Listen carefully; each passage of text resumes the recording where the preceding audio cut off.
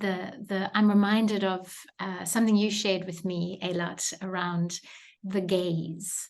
And so that has stayed with me, and I've thought about it in relation to you have permission to exist.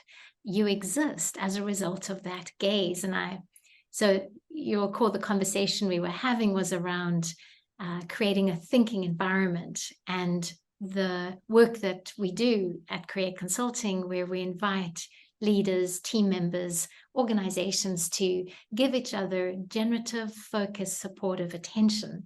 And you shared your insight from a psychology perspective around the gaze. So please talk to that, Eilat. What has, since our conversation, has anything further emerged around that awareness?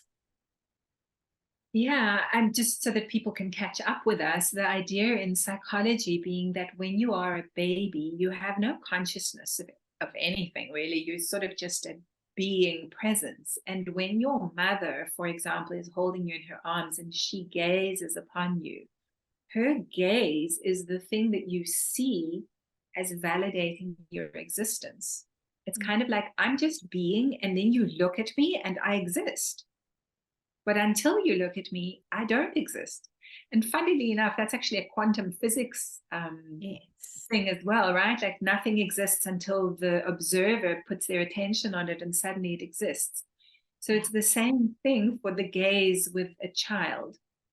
And many of us got disapproving gazes or whatever our gazes, but we go around for the rest of our lives in a funny sort of way, seeking the gaze of others. And usually we're seeking the approving gaze or the respectful gaze or whatever it may be. And in our conversation, as you were saying that you create these beautiful environments with people, I said, give each other the gaze, the affirming, holding, loving, compassionate gaze where the other person can suddenly say, oh, I exist and it's okay. It's just such a beautiful and healing thing to be looked at compassionately. Like, oh, maybe I am okay after all. And then we were speaking about how my work is very strongly around learning how to provide ourselves with that gaze, how to look at ourselves lovingly, with acceptance, with kindness, with tolerance. One of the things I often ask people is, what is the kindest thing you could say to yourself right now?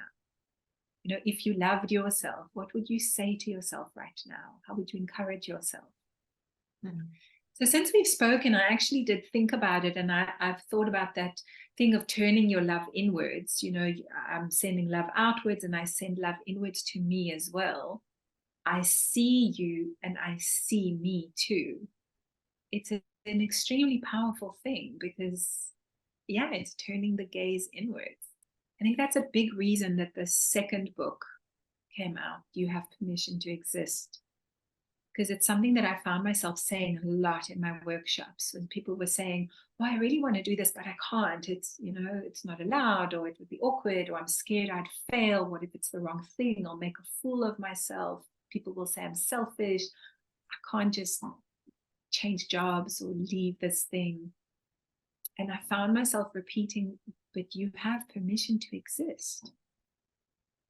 And then one day, one of the participants in one of the workshops said, oh, it gets to me every time you say that. And so that stayed with me. I thought, what is that blocks us from feeling like we have the right to just be us? You know, you have the right to like what you like, to prefer what you prefer, to express yourself in the way that you feel the need to express yourself. And you're so unique.